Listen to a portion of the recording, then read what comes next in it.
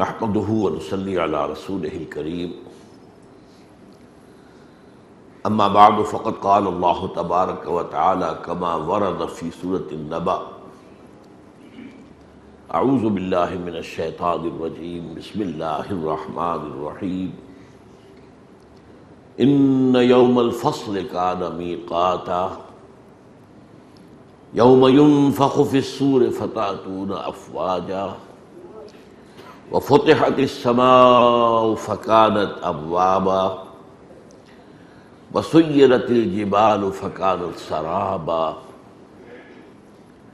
وقال عز وجل كما ورد في سورة الحج يا أيها الناس اتقوا ربكم إن زلزلة الساعة شيء عظيم يوم ترونها تذعل كل مرضعة عما أرضعت وتضع كل ذات حمل حملها وترى الناس سكارى وما هم بسكارى ولكن عذاب الله شديد وقال عز وجل كما ورد في سورة الصف يريدون ليطفئوا نور الله بأفواههم والله متم نوره ولو كره الكافرون هو الذي أرسل رسوله بالهدى ودين الحق ليظهره على الدين كله ولو كره المشركون وقال جل وعلا كما ورد في سورة سبا وما أرسلناك إلا كافة للناس بشيرا ونذيرا صدق الله العظيم رب اشرح لي صدري ويسر لي امري واحلل عقدة من لساني يفقهوا قولي اللهم ربنا الهمنا رشدنا واعذنا من شرور انفسنا اللهم ارنا الحق حقا وارزقنا اتباعه وارنا الباطل باطلا وارزقنا اجتنابه آمین یا رب العالمین۔ سے ہمارے ہاں ایک مضمون چل رہا ہے سلسلے وار، سابقہ اور موجودہ مسلمان امتوں کا ماضی، حال اور مستقبل۔ اب تک ہم ماضی کے بارے میں بھی بات کر چکے اور کچھ حال کا تذکرہ بھی ہو چکا۔ آج میں بلا تمہید اب پچھلی باتوں کی کوئی تکرار کیے بغیر کہ اس میں وقت صرف ہو جاتا ہے، کیونکہ آج کا مضمون خود اپنی جگہ خاصا طویل ہے، تو آج میں براہ راست آغاز کر رہا ہوں مستقبل کیا ہے، ان دونوں امتوں کا مستقبل کیا ہے۔ لیکن اس کے ضمن میں سب سے پہلے ایک اصولی بحث میں کرنا چاہتا ہوں۔ ظاہر بات ہے کہ مستقبل کا بیان ہوگا تو کچھ پیشین گوئیوں کا ذکر آئے گا جو احادیث میں وارد ہوئی۔ اس دور میں ہمارے ہاں ایک خاص فکر جو شروع ہوا، بلکہ اس کو کہنا چاہیے خاص گمراہی جو شروع ہوئی، وہ حدیثوں کا یا انکار، ان سے بیزاری یا ان کا استخفاف کہ کوئی اہمیت نہیں ہے ان کی۔ عام طور پر بھی یہ فتنہ انکار حدیث، یا وہ جو لوگ اپنے آپ کو اہل قرآن کہتے ہیں، وہ سمجھتے ہیں اپنے آپ کو بزوم خیش کہ ہم قرآن والے ہیں اور ہمارے لیے بس صرف قرآن جو ہے وہ کافی ہے ہدایت کے لیے، رہنمائی کے لیے، حدیث رسول کی ہمیں کوئی ضرورت نہیں۔ معاذ اللہ، یہ بہت بڑا فتنہ ہے۔ یوں سمجھیے کہ فتنہ انگیزی کے معاملے میں یہ جو نئی نبوت کے دعوے داروں سے جو فتنہ شروع ہوا ہے اس سے کم نہیں ہے۔ اور ہمارے دور میں ویسے تو یہ کہ نئی نبوت کا دعوے دار جو ہندوستان میں پیدا ہوا ماضی قریب میں، غلام احمد نام تھا اس کا، غلام احمد قادیانی لعنت اللہ علیہ۔ اور اس فتنہ انکار حدیث میں بھی سب سے بڑا رول جو حال ہی میں ماضی قریب میں جس نے کیا ہے وہ اس کا نام غلام احمد ہے، غلام احمد پرویز۔ بہرحال ان احادیث کے اندر خاص طور پر جو یہ پیشین گوئیوں کی احادیث ہے، قیامت سے قبل کے حالات و واقعات پر مشتمل ہے، ان سے خاص طور پر لوگ جو ہے بے اعتنائی برتتے ہیں اور ان کی کوئی اہمیت نہیں سمجھتے، ان کا مطالعہ نہیں کرتے، ان کا ذکر کیا جائے تو ایک ناگواری کا احساس ہوتا ہے، کیا پیشین گوئیوں کی باتیں کر رہے ہیں۔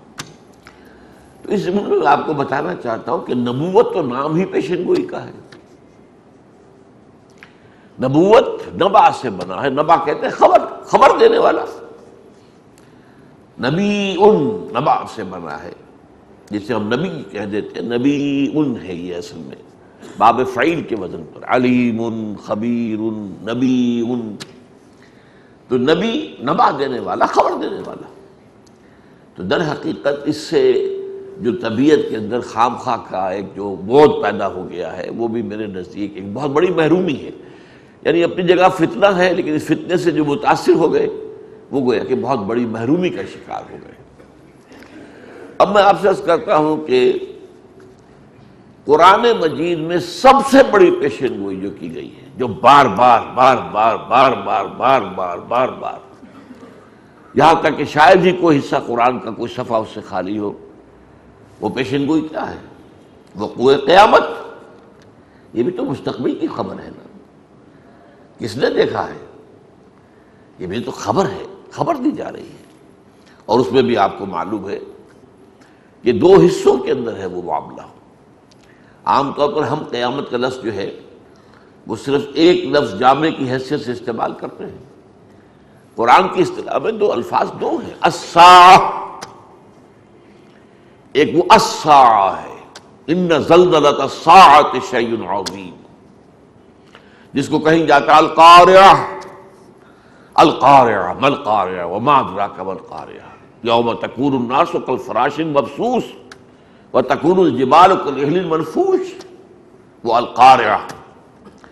تو یہ الساعہ القارعہ یہ ہے در حقیقت وہ دن کہ جس دن یہ پوری دنیا ختم کر دی جائے گی، پوری حیات کا سلسلہ، وہ انسانی حیات ہو، جناتی حیات ہو، ختم ہو جائے گا۔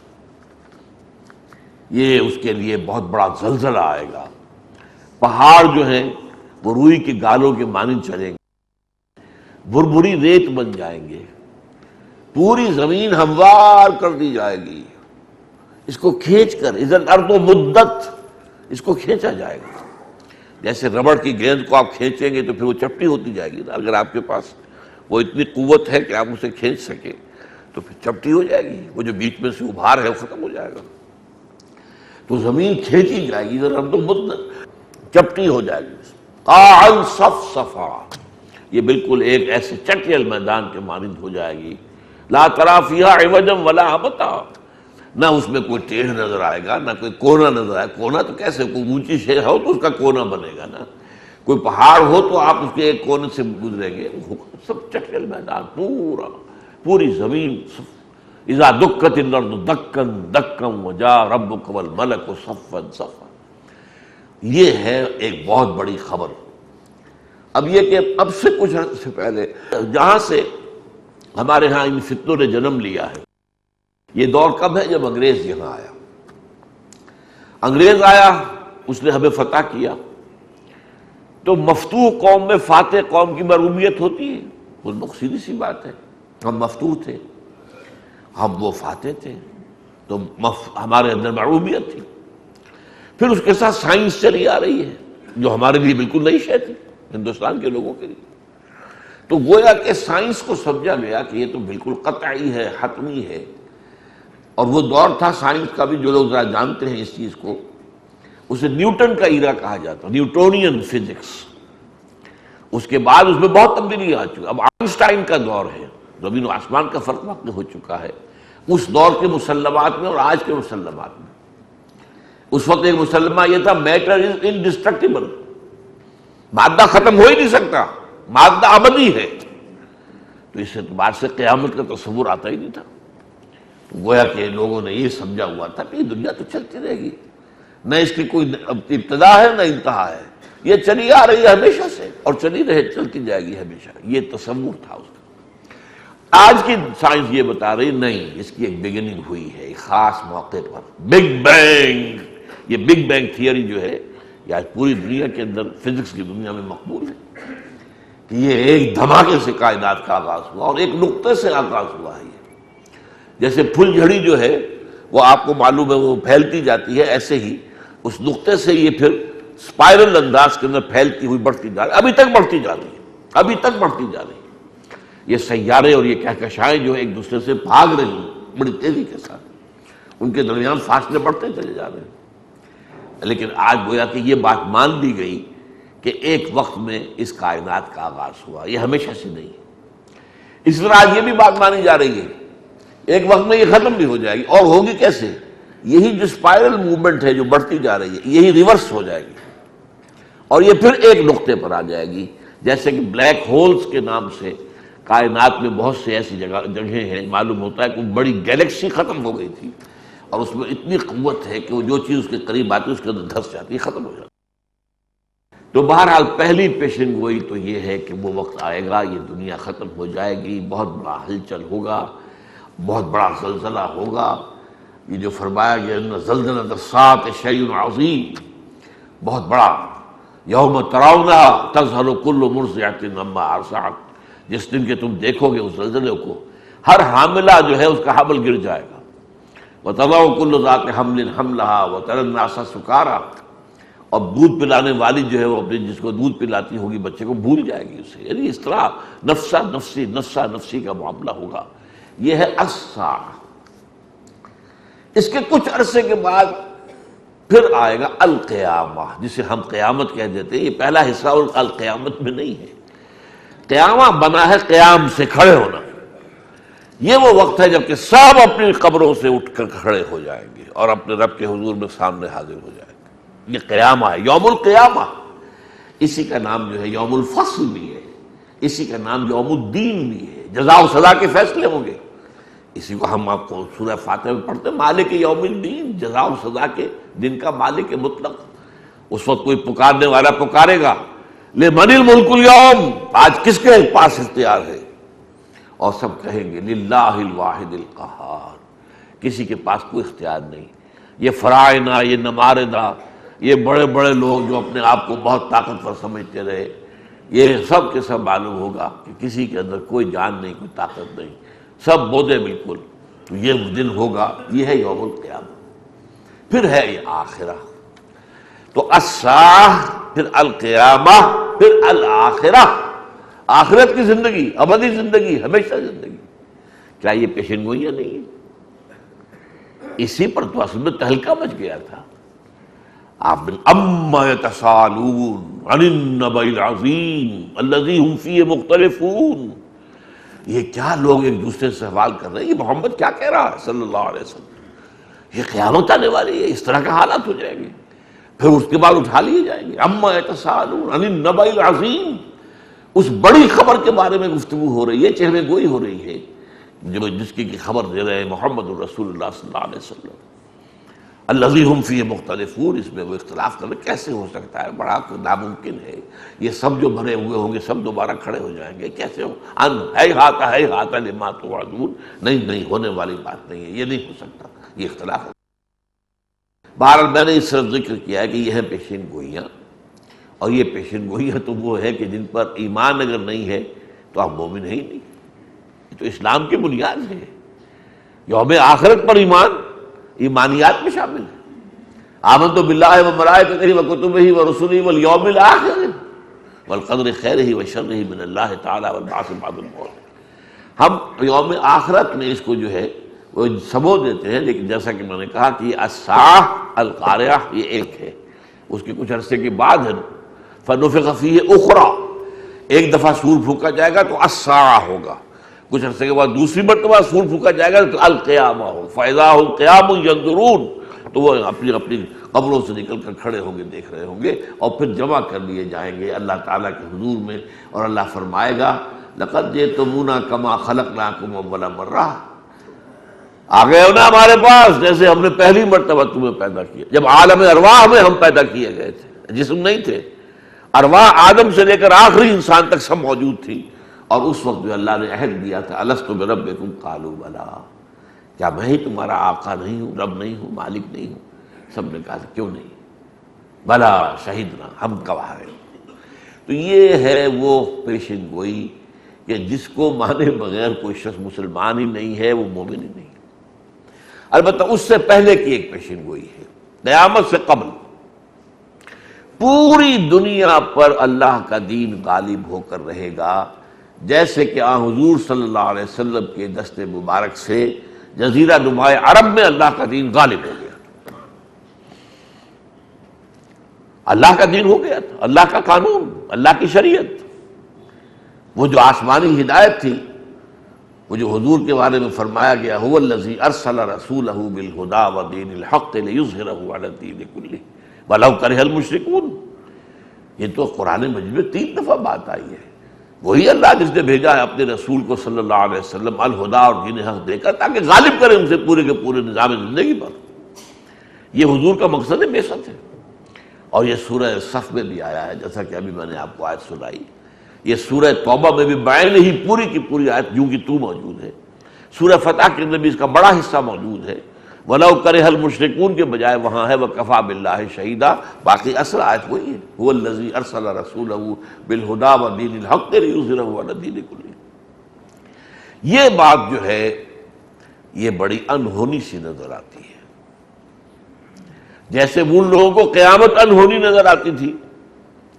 لیکن ہمارا تو ایمان ہے قیامت کے اوپر. ہم میں تو ظاہر بات ہے کہ وہ چیز یقین کے درجے میں ہمارے اندر موجود ہے. عمل ہمارا کچھ بھی ہو، کون ہے شخص جو قیامت کا انکار کرے گا؟ کون ہے وہ شخص جو بعث بعد الموت کا انکار کرے گا؟ والبعث بعد الموت، موت کے بعد اٹھائے جانے کا. لیکن آج جو ہے یہ مسئلہ جو ہے یہ پیشین گوئی کہ پوری دنیا میں یہ اللہ کا دین قائم ہوگا، غالب ہوگا قیامت سے قبل. اب اس کو یوں سمجھیے کہ اس کا صغرا کبرا تو قرآن مجید میں بھی ہے. خاص وضاحت کے ساتھ یہ بات قرآن میں نہیں ہے. صغرا کبرا کیا ہے؟ 3 مرتبہ یہ آیت آئی هو الذی ارسل رسولہ بالہدی ودین الحق لیظہرہ علی الدین کلہ. مقصد بعثت محمدی غلبہ دین حق ہے. اب اگر غلبہ دین حق ہی نہیں ہوتا تو بعثت کا مقصد پورا نہیں ہوا. لیکن آپ کی 2 بعثتیں تھیں، بعثت خصوصی الی اہل العرب اور بعثت عمومی الی جمیع الناس. یہ 5 مرتبہ قرآن میں مضمون آیا ہے کہ اے نبی آپ صرف عربوں کے لیے نہیں بھیجے گئے. ہاں آپ امیین میں سے ہیں اور امیین آپ کے پہلے مخاطب ہیں بنی اسماعیل، لیکن آپ کو بھیجا گیا ہے وما ارسلناک الا کافۃ للناس بشیرا ونذیرا. ہم نے نہیں بھیجا ہے آپ کو مگر پوری نوع انسانی کے لیے بشیر و نذیر بنایا. یہ کہا گیا قل، کہہ دیجئے یا ایھا الناس انی رسول اللہ الیکم جمیعا، اے لوگو، اے بنی نوع آدم، میں تم سب کی طرف اللہ کا رسول بنا کے بھیجا گیا. اور آپ کا جو پہلا خطبہ تھا جو آپ نے بنو ہاشم کو اپنے رشتہ داروں کو 2 مرتبہ کھانا کھلا کر دعوت دے کر پھر جو خطبہ دیا وہ بھی الفاظ انی لرسول اللہ الیکم خاصۃ وإلی الناس کافۃ. میں یقیناً اللہ کا رسول ہوں تمہاری طرف بالخصوص بنو اسماعیل، اسماعیل کی اولاد جس میں سے میں بھی ہوں، حضرت اسماعیل علیہ السلام کی اولاد میں سے. تو تمہاری طرف تو بالخصوص، تمہاری زبان میں مجھ پر کلام نازل ہوا اللہ کا، تو تمہاری طرف تو بالخصوص، اور اس کا ایک خاص جو ہے نتیجہ نکلے گا وہ میں بعد میں بتاؤں گا، اور پوری نوع انسانی کی طرف بالعموم. تو ظاہر بات ہے کہ جو بعثت خاصہ تھا اس کی حد تک تو مقصد پورا کر دیا حضور نے اپنی حیات طیبہ. جزیرہ نما عرب سے کفر اور شرک کا خاتمہ، اللہ کا دین غالب، نظام خلافت قائم. اور اب یہ ہونا ہے تمام دنیا کی حد تک. اگر نہ ہو تو بعثت عمومی کا مقصد تو پورا نہیں ہوا. پھر جب آپ کو بھیجا گیا دین کے غلبے کے لیے اور بھیجا گیا پوری نوع انسانی کے لیے، تو مقصد تو تبھی پورا ہوگا جب پوری نوع انسانی پر اللہ کا دین غالب ہے. لہذا قرآن مجید کے اندر اب جنہیں تو ہدایت مطلوب ہے تو قرآن مجید میں ہدایت موجود ہے. یہ صغرا کبرا قرآن میں ہے، اس سے یہ نتیجہ نکلتا ہے، صاف نتیجہ نکلتا ہے. لیکن اس نتیجے کو حضور نے پھر اپنی احادیث کے اندر کھول کر بیان کر دی. مسند احمد کے اندر روایت ہے حضرت نعمان بن بشیر کی رضی اللہ تعالی عنہ. آپ نے فرمایا، میں ترجمہ سنا رہا ہوں آپ کو، مسلمانوں تمہارے مابین نبوت رہے گی جب تک اللہ چاہے گا، یعنی میں موجود رہوں گا بنفس نفیس. پھر جب اللہ چاہے گا نبوت کو اٹھا لے گا، یعنی میرا انتقال ہو جائے گا. ثم تکون خلافۃ علی منہاج، پھر میرے بعد منہاج نبوت پہ، نبوت ہی کے نقشے قدم پر خلافت قائم ہوگی.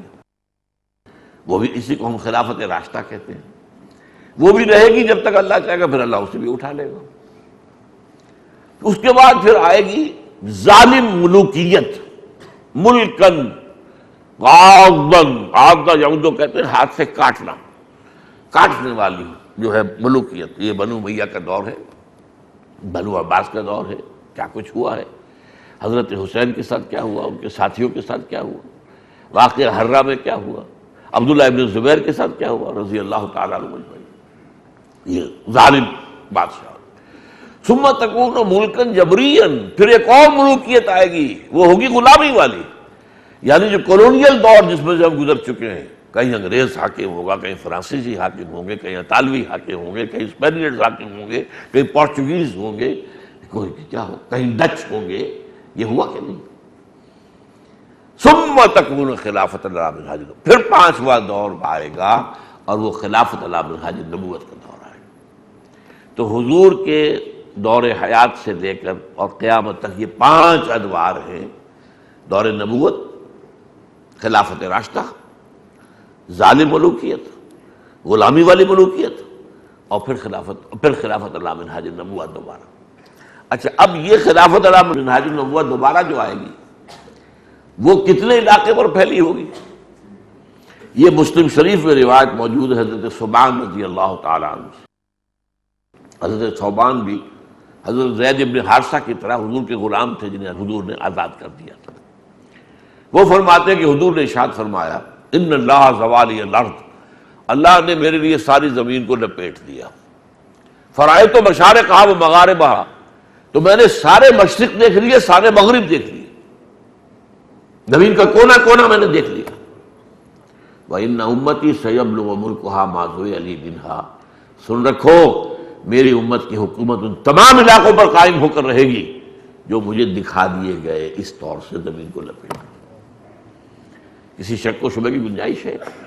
اور یہ مسلم شریف کی روایت ہے. صحیحین میں سے ایک، صحیح بخاری، صحیح مسلم، یہ تو ٹاپ کی دو جو مجموعے ہیں حدیث کے، وہ یہی ہے. اور اسی طرح واضح الفاظ میں حضرت مقداد بن الاسود کی روایت ہے رضی اللہ تعالیٰ: لا يبقى على ظهر الارض بيت وبر ولا مضر الا ادخله الله كلمة الاسلام. یہ مسند احمد کی ہے. یہ بھی اس زمین پر نہ کوئی اینٹ گارے کا بنا ہوا مکان رہے گا، نہ کوئی خیمہ رہے گا، مگر یہ کہ اللہ اس میں کلمہ اسلام کو داخل کر دے گا.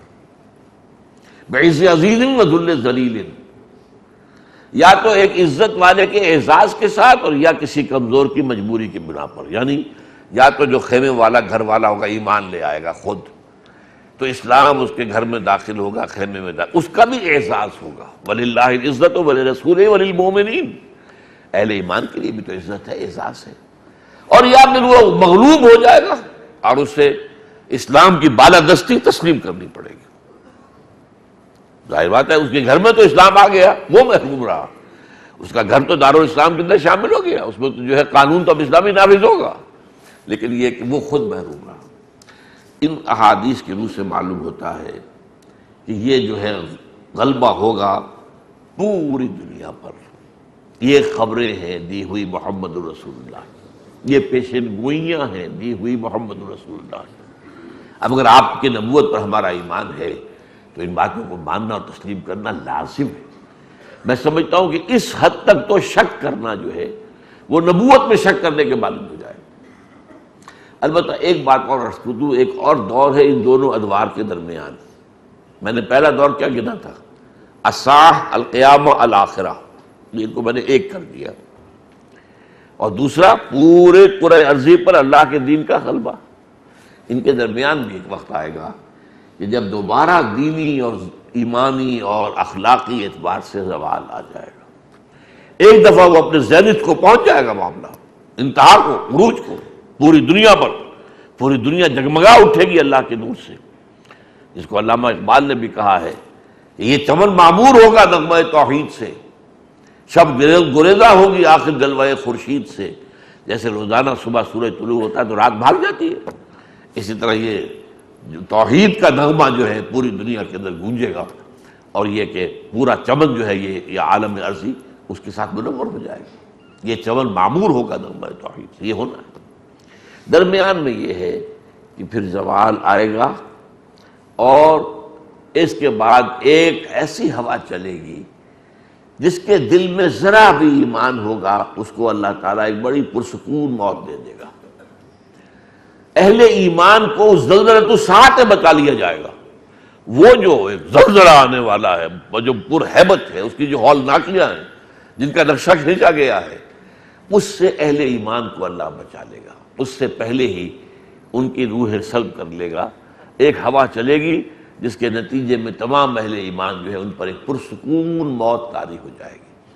پھر قیامت آئے گی، کیونکہ قیامت جن پر آئے گی وہی پھر کفار ہوں گے، جو بگڑ چکے ہوں گے، پھر گمراہی میں مبتلا ہو چکے ہوں گے، پھر شرک کے اندر مبتلا ہو چکے ہوں گے، پھر فسق و فجور کی وادیوں کے اندر ہوں گے، ان پر آئے گی، اور ساری ہولناکیاں ان کے لیے۔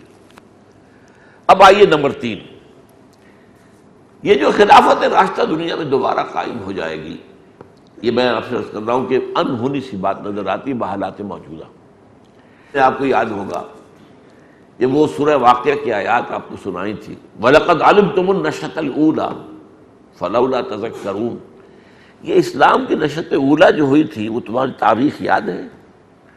کوئی امکان نظر آ سکتا تھا؟ سن 600 عیسوی میں، یعنی حضور پر وحی کے آغاز سے 10 سال پہلے، کوئی امکان نظر آ سکتا تھا کہ جزیرہ نما عرب سے شرک کا خاتمہ ہو جائے گا، اللہ کا دین غالب ہو جائے گا؟ پھر سن 10 نبوی تک، 10 نبوی، جبکہ حضور کو دعوت دیتے ہوئے 10 برس گزر چکے تھے، کوئی امکان نظر آ سکتا ہے؟ آج بھی اپنے آپ کو لے جائیے وہاں، بمشکل 10 برس کی محنت سے حضور کے 100 سوا سو آدمی ملے تھے، ان میں سے بھی بہت سے لوگ ہجرت کر کے جا چکے تھے حبشہ، لہذا مکے کے اندر وہ پوری قوت وہ بھی موجود نہیں تھی۔ جب فیصلہ ہو گیا ابو طالب کے انتقال کے بعد، اب مار دو اس کو، قتل کر دو، اب وہ خطرہ ختم ہو گیا کہ بنو ہاشم کے ساتھ خانہ جنگی نہ ہو جائے، تو آپ طائف گئے، طائف میں جو کچھ ہوا آپ کے ساتھ وہ آپ کو معلوم ہے۔ پھر آئے ہیں تو ایک مشرک مطعم بن عدی کی امان لے کر مکے میں، کوئی کہہ سکتا ہے ان حالات میں وہاں اپنے آپ کو لے جائیے؟ سوچئے، کہیں دور دور کوئی امید کی کرن نظر آتی ہے؟ پھر ہوا، اللہ کا فیصلہ ہوتا ہے، اللہ کی جو جس کو آپ ڈیوائن کہیں، اللہ تعالیٰ کی طرف سے، اس کے اندر ظاہر بات ہے ہر شے ممکن ہے۔ اتنی بڑی بات، اتنی بڑی بات، اتنی بڑی بات، دیکھیے اس کو سمجھیے نا کہ حضور کی توہین میں کر رہا ہوں معاذ اللہ۔ 10 برس 12 برس مکے میں حضور نے بنص نفیس دعوت دی اور وہ نتیجے برآمد نہیں ہوئے جو 2 برس میں مدینے کے اندر برآمد ہو گئے۔ 2 برس، یہ اللہ کا فیصلہ ہوتا ہے۔ ظاہر بات ہے کہ اس کے اندر جو بھی ڈیوائن انٹرونشن ہے اس کا ہم انکار نہیں کر سکتے۔ اسی طرح یہ جو کچھ ہونے والا ہے اس میں 2 معجزانہ شخصیتوں کا کردار ہے، اس کو بھی آج کل بہت سے لوگ مانتے ہی نہیں۔ ایک حضرت مہدی، وہ ہوں گے جو آخری، میں نے اسی لیے پچھلی مرتبہ آپ کو بتایا تھا تجدید و احیاء دین، مولانا مودودی کی کتاب کا حوالہ دیا تھا کہ جن کو دلچسپی ہو وہ کتاب پڑھیں۔ مجددین ہر صدی میں آتے رہے، لیکن اکثر مجددین، سب سے پہلے مجدد کے علاوہ باقی سب جزوی تھے، بس کوئی اصلاح ادھر کر دی، کوئی اصلاح ادھر کر دی، کوئی یہاں ضرورت پوری کر دی۔ کوئی بھی مجدد کامل ابھی تک نہیں آیا جو پوری طرح اسی دین کو قائم کر کے کھڑا کر دے جیسا کہ حضور نے کیا تھا۔ وہ مجدد کامل آنا ہے اور وہ مہدی ہوں گے، حضرت فاطمہ کی نسل سے ہوں گے، حضرت حسن کی اولاد میں سے ہوں گے، اور وہ مجدد آئیں گے، اور میرے نزدیک ان کا آنا اب دور نہیں ہے، اس لیے کہ جو احوال قیامت کے حالات و واقعات بیان ہوئے ہیں اور قریب اس کے جو حالات آئے، اب اس کے لیے سٹیج تیار ہو چکی ہے۔ تو ایک تو حضرت مہدی اور ایک حضرت عیسیٰ آئیں گے، وہ نازل ہوں گے دوبارہ، اس لیے کہ انہیں یہودیوں نے تو بس پڑھتے سولی پر چڑھوا دیا تھا اور ان کے خیال میں وہ سولی ہی پر ان کا انتقال ہو گیا، عیسائی بھی سمجھتے ہیں کہ انتقال ہو گیا تھا، لیکن پھر یہ کہ وہ جب اتار کر ایک قبر میں رکھ دیا گیا ان کا جسد، تو وہاں وہ زندہ ہو کر پھر آسمان پر اٹھا لیے گئے۔ ہمارے نزدیک وہ پہلے ہی سے اٹھا لیے گئے تھے، ان کے اوپر پھانسی وانسی کا مرحلہ آیا ہی نہیں ہے، وہ ایک علیحدہ موضوع ہے کہ وہ اصل میں انجیل برنباس جو ہے ہمیں نہیں معلوم، قرآن میں کوئی ذکر یہ تو ہے کہ بل رفع اللہ علیہ، اللہ نے اسے اپنی طرف اٹھا لیا، کب اٹھایا، کس موقع پر اٹھایا، پھر سولی کون چڑھا، یہ قریب قرآن میں نہیں ہے، ولیکن شبہ لہم، مشابہت پیدا کر دی گئی، یہ تو لکھ لیا ہے۔ کس سے مشابہت پیدا کی، کس کی گئی، یہ کچھ پتہ نہیں۔ یہ انجیل برنباس کے اندر ہے کہ یوڈاس اسکریوٹ، جس نے کہ غداری کر کے گرفتار کروایا تھا حضرت مسیح کو، اس کی شکل بدل دی گئی حضرت مسیح کی سی، وہ گرفتار ہوا، وہ سولی چڑھا ہے، اور وہ تو گویا کہ کیفر کردار کو پہنچ گیا۔ جس نے غداری کی تھی وہ تو مستحق تھا اس کا، کوئی ظلم نہیں ہوا اس پر، وہ اللہ تعالیٰ کی طرف سے اس کی شکل بدل۔ بہرحال وہ حضرت مسیح دوبارہ آ گئے، یہ اتنی یقینی خبر ہے، یہ بھی ہماری صحیحین کے اندر موجود خبر ہے، حضرت مسیح آئیں گے، اور وہ کوئی مسیل مسیح نہیں ہوں گے بقول غلام احمد قادیانی لعنت اللہ علیہ کے، مسیل نہیں، اصل جو ہے حضرت مسیح ابن مریم علیہ الصلوۃ والسلام، وہ نازل ہوں گے۔ تو یہ دو جو ہیں ان کا کردار ہوگا بہت مؤثر اور فیصلہ کن، لیکن بہرحال یہ ہونا ہے۔ اب اس سے پہلے جو ایک معاملہ ہے وہ ہے ملاحم، بڑی بڑی جنگوں کا تذکرہ موجود ہے احادیث کے اندر۔ کتاب الملاحم باقاعدہ پورے باب ہیں، اور ان ملاحم کے اندر اس میں دو نتیجے نکلنے والے ہیں۔ نمبر ایک، بہت بڑا نقصان ہوگا مسلمانوں کا، بہت بڑا عذاب آئے گا اللہ کا مسلمانوں پر، لیکن اس کے بعد بالکل خاتمہ ہو جائے گا یہودیت کا، یہود ختم اور عیسائی مذہب بھی ختم۔ اب یہ دونوں باتیں بھی بڑی عجیب لگتی ہیں، کیسے گمان کر لیں ہم؟ عیسائیوں کی طاقت، ان کی ایٹمک قوت، ان کے فلاں، ان کے میزائل، ان کے ہتھیار ہونا ہے، اللہ کی قدرت سے کوئی بعید نہیں۔ اللہ کی قدرت سے اگر 1400 برس قبل جو ہے 23 برس میں انقلاب آ گیا تھا جزیرہ نما عرب میں، تو آج بھی ہو سکتا ہے اللہ کی قدرت سے۔ تو یہ ہونا ہے۔ ان ملاحم میں جیسا کہ میں نے عرض کیا دو کام ہونے ہیں۔ یوں سمجھیے کہ یہ جو میں نے آپ کے سامنے نقشہ کھینچا تھا کہ یہودی بھی اوپر نیچے ہوتے ہوئے اب تیسری مرتبہ جو ہے پچھلی صدی کے آغاز سے ان کی پتنگ ذرا اوپر چڑھ رہی ہے۔ 1917 میں بالفور ڈکلریشن، 1948 میں اسرائیل قائم ہو گیا، 1967 میں اس کی توسیع ہو گئی، پتنگ چڑھی ہوئی ہے نا۔ امت مسلمہ کی پتنگ بھی چڑھنی شروع ہوئی، امت مسلمہ بھی اور اسلام بھی، وہ پچھلی مرتبہ میں بیان کر چکا ہوں۔ اس کا پہلا فیز کیا تھا؟ آزادی کی تحریکیں، پھر علماء کا رول ہے جو اسلام کا تحفظ کرتے ہیں، جیسے دو فتنوں کا میں نے ذکر کیا، فتنہ انکار حدیث اور فتنہ ختم نبوت کی جو نفی کی گئی ہے، اس کے اوپر جو ہے علماء نے، ان کا رول بہت شاندار ہے، انہوں نے تحریکیں چلائی ہیں، انہوں نے ان کا مقابلہ کیا۔ اور تیسری پھر ہے کہ اصل دین کے احیاء کی ایک جد و جہد، جس کے بارے میں میں نے آپ سے عرض کیا تھا کہ بر صغیر پاک و ہند کے اندر اس میں جو ہے علامہ اقبال، مولانا ابوالکلام آزاد، مولانا ابوالعلا مودودی اور پھر ہماری تنظیم اسلامی، یہ ایک لائن ہے، اس کو سلسلۃ الذہب کہہ لیجیے۔ اس کی طرف ابھی لوگوں کا اتنا رجوع نہیں ہے، لہذا ابھی یہ چھوٹے ہیں، لیکن ہر چھوٹی شے ہی تو بڑی بنتی ہے، ہر بڑی شے کبھی چھوٹی ہوتی تھی نا۔ اس لیے ہم نہیں کہہ سکتے حضور کو اگر 10 برس میں بمشکل 100 آدمی ملے تو ہم کون ہیں کہ ہم یہ کہیں کہ ہمیں تو سب اب تک جو ہے کامیابی حاصل ہو جانی چاہیے تھی؟ نہیں، یہ تو وقت لگے گا، اس میں کوئی حرج نہیں۔ تو یہ سارا جو معاملہ ہے، اب اس میں آخری مرحلہ جو ہونے والا، ان میں آپ دو جنگوں کا میں ذکر آپ سے کرتا ہوں۔ ایک جنگ کے اندر ہلاکت اتنی ہوگی، حضور فرماتے ہیں کہ اگر ایک باپ کے 100 بیٹے ہوں گے تو 99 ختم ہو جائے گے، ایک بچے گا۔ ایک اور جنگ کے اندر جس کے بارے میں آتا ہے 80 علم لے کر رومی عیسائی اے مسلمانوں تم پر حملہ آور ہوں گے، اس کے لیے تو سمجھیے نیٹو تیار ہو رہی ہے اسی کام کے لیے، ورنہ یو ایس ایس آر کے خاتمے کے بعد کیا نیٹو کی ضرورت تھی؟ اب نیٹو تو بنایا گیا تھا یو ایس ایس آر کا راستہ روکنے کے لیے، کمیونزم کا راستہ روکنے کے لیے۔ کمیونزم تو مر گیا، اپنی موت مر گیا، وہ تو دفن ہے، کریملن کے اندر دفن ہے۔ اب ہم کہتے ہیں کہ ہمیں خطرہ ہے مسلم فنڈامنٹلزم سے، اور مسلم فنڈامنٹلزم کی تعریف کیا ہے؟ What is definition? جو مسلمان اسلام کو نظام سمجھے، جو مسلمان خلافت کی بات کرے، وہ فنڈامنٹلسٹ۔ باقی جو نماز روزہ کرتا رہے لیکن یہ کام نہ کرے، اس کا نام ہی نہ لے، اس سے ہمیں کوئی حرج نہیں۔ اسے کوئی خطرہ نہیں۔ یہ دوسرا اسلام جو ہے جس کو دین، جہاں دین سمجھا جائے، اسلام کو مذہب نہیں، نظام سمجھا جائے اور اس کو قائم کرنے کی جدوجہد کی جائے، نظام خلافت جو ہے اس کو قائم کیا جائے، یہ ہے جس کو کہ آج کہا جا رہا ہے۔ میں حیران ہو رہا ہوں، آپ بھی اگر دیکھیں گے تو حیران ہو جائیں گے، نیوز ویک اور اس کا ٹائٹل الاسلام الرادیکالی۔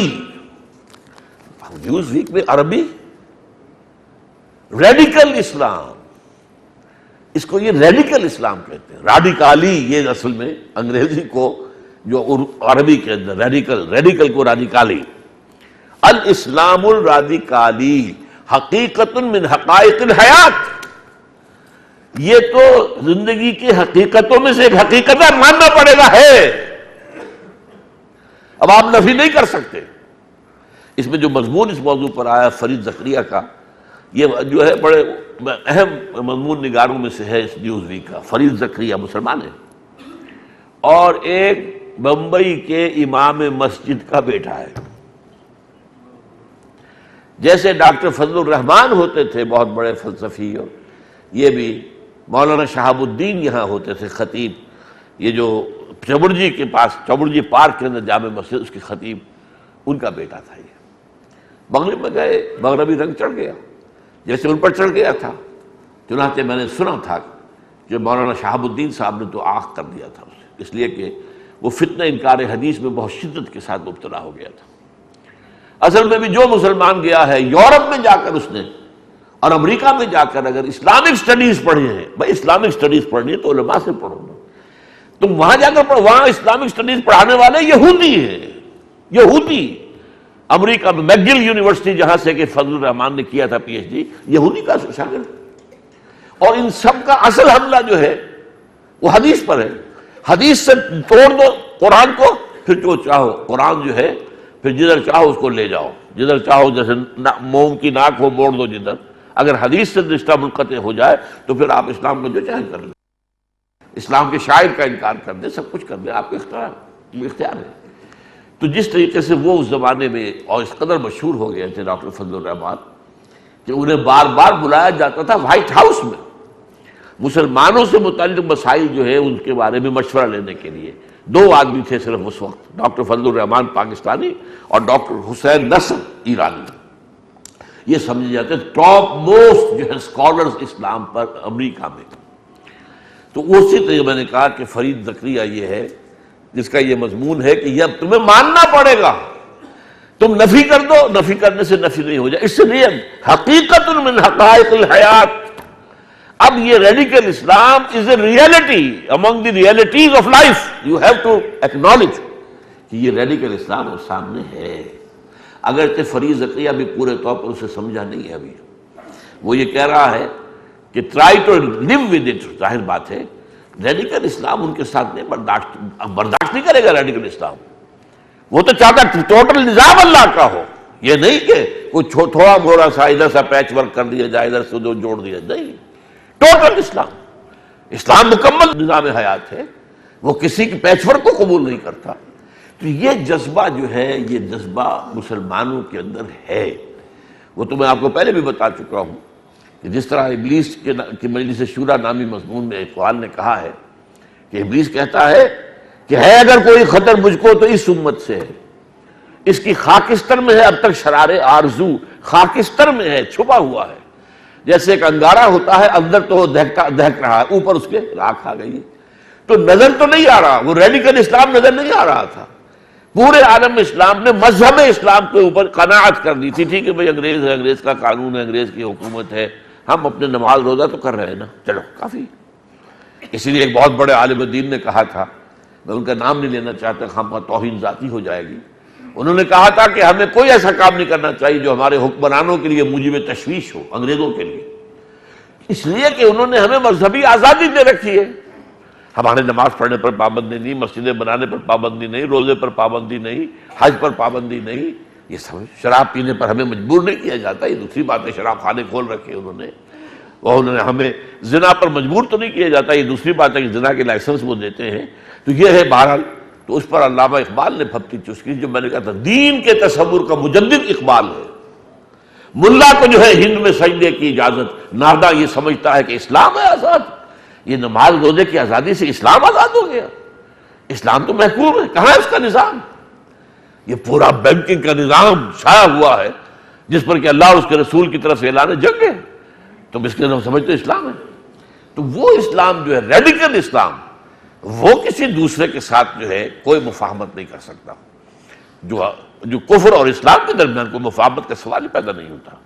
یہ آج کل جو انٹرفیتھ ڈائیلاگس ہوتی ہیں، بڑی بڑی کانفرنسیں ہوتی ہیں، اور شاہ عبداللہ جو ہے ان کی بہت تعریف کی گئی، وہ کیا کے لیے؟ انٹرفیتھ کیسے؟ فیتھ ایک ہی صحیح ہے اور وہ اسلام کا ہے، باقی سب غلط ہے، ان کو ہم ریکگنائز نہیں کرتے، یہ سب کفر ہے۔ یہودیت ہے تو کفر ہے، عیسائیت ہے تو کفر ہے، آپ تو تسلیم کرتے ہیں۔ اس میں کیسے مفاہمت ہو جائے گی؟ حق اور باطل میں مفاہمت؟ یہ تو جو علامہ اقبال کہتا ہے کہ باطل دوئی پسند ہے، حق لا شریک ہے۔ باطل تو چاہتا ہے کہ دو ہو، چار ہو، ہمیں بھی کچھ ریکگنائز کر لیا جائے، کچھ تھوڑا سا ہم ان کو ریکگنائز کر دیں گے، تو باطل دوئی پسند، اس لیے باطل کے اپنے پاؤں ہے ہی نہیں، وہ کھڑا ہو سکتا ہی نہیں ہے۔ باطل دوئی پسند ہے، حق لا شریک ہے، شرکت میاں حق و باطل نہ کر قبول۔ حق اور باطل کے درمیان کوئی مشارکت، کوئی شرکت، کوئی مفاہمت ایک قبول مت کرو۔ لیکن وہ شاہ عبداللہ ہوں یا کوئی اور ہو، یہ چمچے ہیں امریکہ کے سب کے سب۔ اس سے تو توقع تو کچھ بہت اچھی تھی، لیکن نکلا تو بالکل یہ جو اپنے دوسرے بھائی فہد کا بھی باپ لگتا ہے، تو اپنے سارے معاملات کے اندر اب وہ جو جس طریقے سے پرو اسرائیل پالیسی اب لے کر ہی چل رہے ہیں، جس طریقے سے تمام عالم عرب نے، آپ نوٹ کیجئے، غزہ پر جو حملہ ہوا اسرائیل کا، اس کو سپورٹ کیا۔ وہ کہتے ہیں حماس کو ختم ہو جانا چاہیے۔ یہ کہ ریڈیکل ہے یہ، وہ ریڈیکل اسلام ان بادشاہوں کے بھی تو خلاف ہے۔ وہ ریڈیکل اسلام کہتا ہے کہ یہ بادشاہت اسلامی نہیں ہے، یہاں پر جو نظام ہے وہ اسلامی نہیں ہے۔ نماز روزے سے، حرمین شریف سے، شریفین سے جو ہے پورا نظام لاؤ، اللہ کے دین کا نظام لاؤ۔ بادشاہت تو اسلام میں نہیں ہے۔ یہ تیل کی دولت اس لیے تو نہیں ہے کہ تم ارب ڈالر کے اپنے محل بناؤ، یہ تمہارے لیے تو نہیں ہے، یہ عوام کے لیے۔ اللہ تعالیٰ نے وَالْأَرْضَ خَضْرَاءَ لِلْأَنْعَامِ، اللہ نے زمین میں جو کچھ ہے وہ اپنے تمام بندوں کے لیے پیدا کیا ہے۔ اس کی دولت کے تم جو ہے مالک بن کر بیٹھ کرے۔ آپ کو معلوم ہے ایک ایک جو ہے ان کا محل اربوں ڈالر کا بنتا ہے، اور اس میں یہ کہ بادشاہ سلامت کے اگر وہ سال میں ایک دفعہ ایک ہفتے آ جائیں تو وہ کہ بڑا جشن ہوتا ہے، بڑا پڑا رہتا ہے وہ، اور وہاں پہ فوج ملازمین کی برقرار رہتی۔ یہ نظام یہ اسلامی تو نہیں۔ اس اعتبار سے یہ ریڈیکل اسلام، مجھے یاد آ رہا آج سے 30 سال پہلے یہی نیوز ویک جب ایرانی انقلاب آیا تھا تو اس کا جو تھا اس پر جو موٹا لکھا ہوا تھا یہاں، دی ملیٹنٹ اسلام آن دی مارچ، یہ جو جارحانہ اسلام ہے اب یہ آ گیا ہے، بڑھ رہا ہے، جارحیت، ملیٹنٹ، عسکری اسلام۔ اب اس نے جو ہے نظام جو ہے تلپٹ کر دیا، بادشاہت کا تختہ الٹ دیا، وہ اپنی جو ہے علماء کی حکومت قائم کر دی۔ اس وقت لوگوں کے اندر بڑی یہ ہو گئی تھی امنگیں اور بڑی جو ہے وہ امیدیں کہ بس گویا کہ اب تو اسلام کا غلبہ ہو جائے گا۔ میں نے تقریر کی تھی 1980 میں جو نیاگرا فالز پر امریکہ کے اندر، وہاں IMA کا اینول سیشن تھا، Islamic Medical Association of North America کا۔ میں نے کہا کہ نہیں، ابھی بہت بڑے بڑے سختیاں مسلمانوں پر آنے والی ہیں، ابھی بہت بڑے امتحانات سے گزرنا ہوگا۔ یہ جو ملاحم آنے والے ہیں جن کا میں نے آپ سے ذکر کر دیا، اس میں اولین جو ہدف بنے گا عذاب الہی کا وہ امیین ہوں گے، عرب۔ کیوں؟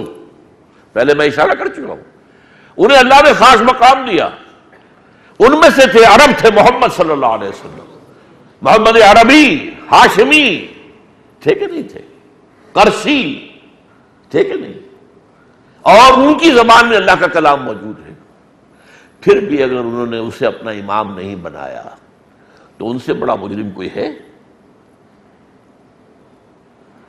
وہ نمبر 1 ہے ہٹ لسٹ پر اللہ تعالیٰ کی، اور ان پر خاکم بدہن جو دیکھتا ہوں وہ دکھا رہا ہوں آپ کو۔ وہ جو ہے اقبال جو کہتا ہے آنکھ جو کچھ دیکھتی ہے لب پہ آ سکتا نہیں، لیکن یہ کہ میں آپ کو بتا رہا ہوں ہولوکاسٹ ملٹی پلائڈ بائی 10 عذاب جو ہے اربوں پر آنے والا۔ ان کے گلچھرے جو آپ دیکھ رہے ہیں، ان کی عیاشیاں جو آپ دیکھ رہے ہیں، یہ جو عمارتیں بن رہی ہیں دبئی کے اندر، ذرا اندازہ کر سکتے ہیں آپ؟ وہ جو حدیث میں آیا تھا قیامت کی نشانیوں میں سے، جب تم دیکھو گے کہ وہ لوگ جو ننگے پاؤں ہوتے تھے، جوتے میسر نہیں تھے، لباس میسر نہیں تھا، بھوکے ہوتے تھے، چرواہے تھے صرف بکریوں کے، وہ اونچی اونچی عمارتیں بنانے میں ایک دوسرے کا مقابلہ کریں گے. یہ تتاولون فی البنیان، یہ حقیقت آج نظر آ رہی ہے کہ نہیں؟ آج سے 100 سال پہلے بھی کوئی سوچ سکتا تھا عرب کے اندر؟ وہ تو جب فتح کیا ہے اس نے سعود نے، ان سب کے باپ نے، جو کنگ عبدالعزیز ابن سعود تھا، تو وہ ایک خیمے کے اندر، جدے میں ایک خیمے میں رہتا تھا. کہاں محل تھے اور کہاں یہ بلڈنگیں تھیں. ہندوستانی علماء کا یہ وفد جا کر ملا ہے تو ایک خیمے کے اندر ملاقات ہوئی. بالکل ان کے اب تھا کیا. بلکہ لطیفے کی بات ہے، وہ بادشاہ یمن کا آیا تھا حج پر، تو کنگ عبدالعزیز کیا کہتے ہیں ان سے، وہ لے کے آیا تھا لاؤ لشکر ساز و سامان، اپنا فرنیچر، یہ وہ قالین والین. کہتا بادشاہ آپ جاتے ہوئے یہ سارا سامان مجھے دے جائیے گا. یہ بات کہی جب نواب بھاولپور گئے، ان سے بھی کہی گئی. یہ حال تھا، بھوکے. کھانے کو کیا تھا؟ کھانے کو قربانی کا گوشت سکھا کر کھاتے رہو سارے سال. خود کہا اس نے، یہ تو مجھے واقعہ سنایا اس شخص نے جو اس وفد میں موجود تھا. یہ جو مولانا محی الدین لکھوی، آج ایک لکھوی اس خاندان کا وہ ہے کہ جو بمبئی بلاسٹ کے اندر جو ہے اس کا نام لیا جا رہا ہے، یہ خاندان ہے. یہ فیروز پور کے علاقے کے دیندار اہل حدیث لوگوں کا خاندان، لکھوی خاندان. تو ان کے جو والد تھے ان سے میری ملاقات ہوئی ہے سن 1970 میں سعودی عرب کے مدینہ منورہ میں. تو انہوں نے بتایا کہ جب یہ فتح کر دیا کنگ عبدالعزیز نے، تو ہمارا ایک وفد علماء کا، ہندوستان کے علماء کا گیا، اور سب سے پہلے تو وہ اس خیمے کے اندر ملاقات ہوئی کنگ عبدالعزیز. پہلے تو ہم نے مبارکباد دی کہ آپ اب مکے کے بھی والی ہو گئے اور آپ فتح کر لیا.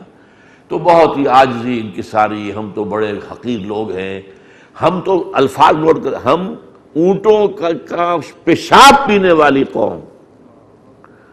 وہاں کیا ہوتا تھا صحرا کے اندر، جب کسی بندو کے پاس پانی ختم ہو گیا، اب اونٹ اگر ہے تو پہلے تو اونٹ کے حلق کے اندر ایک چھرا مارتا تھا کوئی لکڑی جس سے وہ قے کرتا تھا، وہ پانی کی تھیلی اس کی جو ہے اس میں سے پانی آتا وہ پیتا تھا. وہ بھی ختم ہو جائے تو پیشاب پیتا تھا. ہم اونٹوں کا پیشاب پینے والی قوم، اور ہمیں اللہ نے یہ اعزاز دے دیا کہ آج حرمین شریف ہے ہمارے پاس. حرم شریف ابھی مکہ مدینہ نہیں تھا ان کے پاس ابھی. تو اس میں تو بڑا جو ہے وہ عاجزی. اور پھر جب ہم نے کہا تو ہمارا یہ ہے خیال کہ آپ ان دونوں شہروں کو اوپن سٹی قرار دے دیں، تمام مسلمانوں کے لیے کھلے. وہ کہتے ہیں مجھے آج تک یاد، فوراً ہاتھ تلوار پر گیا. تلوار تو ساتھ تھی، تلوار کے قبضے میں. کیا کہا؟ یہ ہم نے اپنے خون سے فتح کیا ہے. اب اس میں ہم اوپن کر دیں اس کو؟ انہونی بات. بہرحال جو بات میں کہہ رہا تھا، اب وقت گزر گیا ہے. پورے عالم میں اسلام میں بے چینی ہے، اور قلب مسلمان میں ہے آج وہی اضطراب. یہ بات جو ہے اس میں وہ ریڈیکل اسلام کا راستہ کو روک نہیں سکے گا. یہ ریڈیکل اسلام یہ بڑھے گا، آنا ہے. اور یہ کام رہے ہیں، اسی ریڈیکل اسلام سے کام رہے ہیں. جو طالبان کا جو انہوں نے تہس نہس کیا تھا، کیوں کیا تھا؟ کہ عصر حاضر کے تقاضاؤں سے ہے، لیکن یہ خوف ہو نہ جائے آشکارا شر پیغمبر کہیں، یہ پیغمبر کا نظام کہیں دنیا کے سامنے نہ آ جائے، پھر ہمارا نظام کہاں رہ جائے گا. بہرحال یہ ہونا ہے. اس میں جو ہے اربوں پر جو فانا ہے، اس لیے آنا ہے خاص طور پر کہ وہ پریولیج ہے اس امت کے اندر. تو جن کے رتبے ہیں سوا، ان کی سوا مشکل ہے. اور میں نے جو آپ کو بتایا تھا حدیث کے حوالے سے کہ جیسے کہ کاربن کاپی آئی ہے، جو یہود پر عذاب آیا وہی مسلمانوں پر آیا. تو یہود پر پچھلی صدی میں ہولوکاسٹ آیا کہ نہیں؟ اس کی کاربن کاپی باقی ہے ابھی، اور وہ اربوں پر آئے گی. نیوکلیس وہ ہے بنو اسماعیل. نمبر 2 ہم ہیں. باقی عالم جو ہے، جو یوں سمجھیے کہ جو امیین نہیں ہیں بلکہ نان عرب مسلم ورلڈ، ایک عرب تو تقریباً وہ ہے نا 30 کروڑ کے قریب عرب ہیں. باقی یہ ہے ہم. دوسرے مجرم سب سے بڑے ہم ہیں.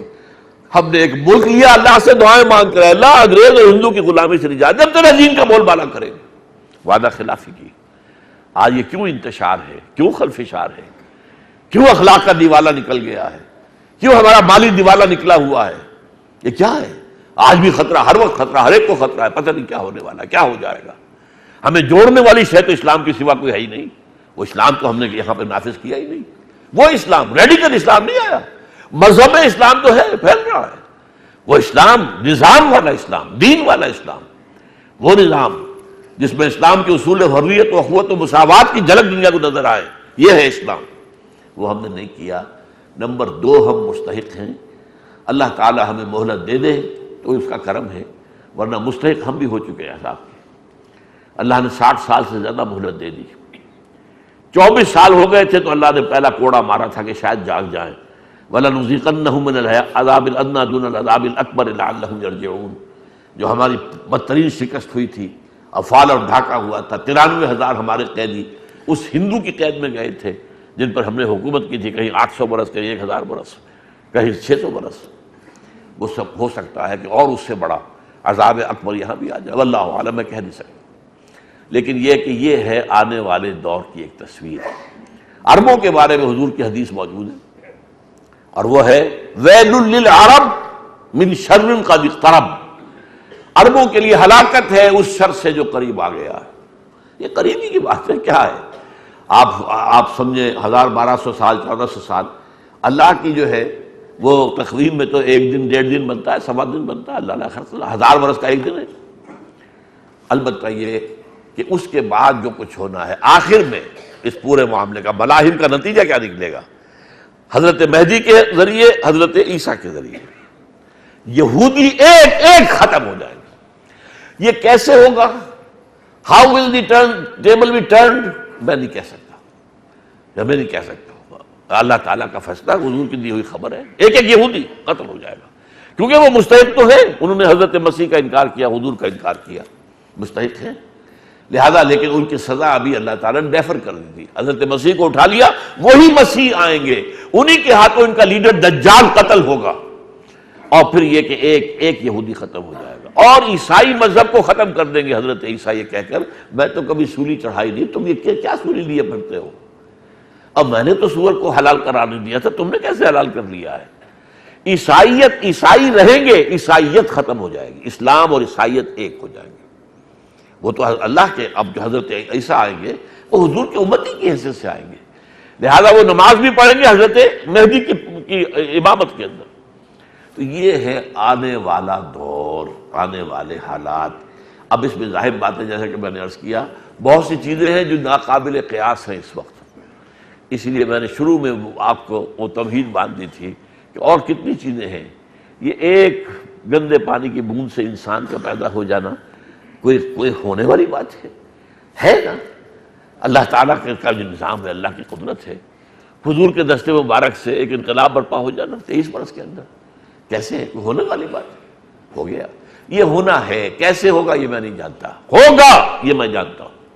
اور اس میں یہ ہے کہ ایک اور حصہ بھی ہے اس کا، شاید کہ پاکستان جو ہے اسی کام کے لیے اللہ نے قائم کیا تھا کہ یہاں سے آغاز ہو، اس لیے کہ حضور حدیث میں آتا ہے یخرج ناس من المشرق یعطلون عن المہدی یعنی سلطان ہی، ایک مشرقی ملک سے فوجیں آئیں گی کہ جو مہدی کی حکومت کو قائم کریں گی عرب میں، اس لیے کہ عرب کھوکھلے ہو چکے ہیں، ان میں جان نہیں ہے، دولت کی وجہ سے، دولت آتی ہے تو عیاشیاں آتی ہیں، عیاشی آتی ہے تو انسان میں کمزوری آتی ہے، کھوکھلے ہو چکے ہیں، لہذا یہاں سے فوجیں جائیں گی۔ واللہ عالم، اگر اللہ تعالی ہمیں اب بھی ہوش میں آنے کی توفیق دے دے، ہم جاگ جائیں، اپنی اصل منزل، کبھی بھولی ہوئی منزل بھی یاد آتی ہے راہی کو، پاکستان کے قیام کا اصل مقصد سامنے آ جائے دوبارہ، اس کی طرف متوجہ ہو جائیں، ہو سکتا ہے، اللہ تعالیٰ کی قدرت سے بعید نہیں ہے۔ اللہ تعالیٰ کی انگلیوں میں تمام انسانوں کے دل ہیں، جدھر چاہتا پھیر دیتا۔ اللہ تعالیٰ اس امت مسلمہ پاکستانیہ کے دل پھیر دے اس طرح، تو اس کے لیے اس کی قدرت سے بعید نہیں ہے، تو پھر یہی سے فوجیں جائے گی۔ اور علامہ اقبال نے تو اس کو یقین کے ساتھ کہا تھا کہ خضر وقت از خلوت دشت حجاز آید برون، خضر وقت حضرت مہدی وہ خلوت سے برآمد ہوں گے دشت حجاز کے، کارواں زی وادی دور و دراز آید برون، اور ان کے لیے کارواں اس وادی سے چلے گا، یہ دور و دراز وادی سندھ۔ وادی سندھ کا سرا جو ہے ٹاپ میں کون سا ہے پتہ ہے آپ کو؟ ٹاپ آف وادی سندھ یہ سوات ہے،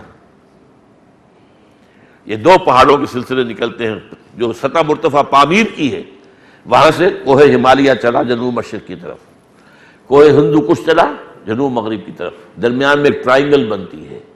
اور یہ جو پہاڑ ہے، یہ جو مالاکنڈ کا یہ بیس ہے اس کا، مالاکنڈ سے اوپر ادھر ہمالیہ ادھر ہندو کش، یہ ہے ٹرائنگل، اور یہ ہے جہاں سے اسلام کا بیج جو ہے دوبارہ ابھرے گا، اور اس کے آثار نظر آ رہے ہیں۔ جس طرح سے مجبور ہو کر ہمارے بدترین سیکولر لوگوں نے یہ مان لیا ہے کہ وہاں پہ شرعی نظام عدل جو ہے نافذ ہو جائے گا، یہ بہت بڑی فتح ہے۔ بہرحال لیکن پھر بھی میں نہیں کہہ سکتا کہ اس میں اونچ نیچ ہو، پھر کوئی فساد برپا کر دیں، امریکی ایجنٹ جو ہے وہاں پھر دوبارہ کوئی دھماکہ واقع کروا کے اور پھر جو ہے فتح ختم ہو جائے گا، ابھی ہم کچھ کہہ نہیں سکتے۔ لیکن ہر مسلمان کے لیے یہ لازم ہے کہ وہ اپنا جینا مرنا اس کام کے لیے کرے۔ اللہ تعالیٰ مجھے اور آپ کو اس کی توفیق عطا فرمائے۔ اقول قولی ھذا واستغفر اللہ لی ولکم ولسائر المسلمین والمسلمات۔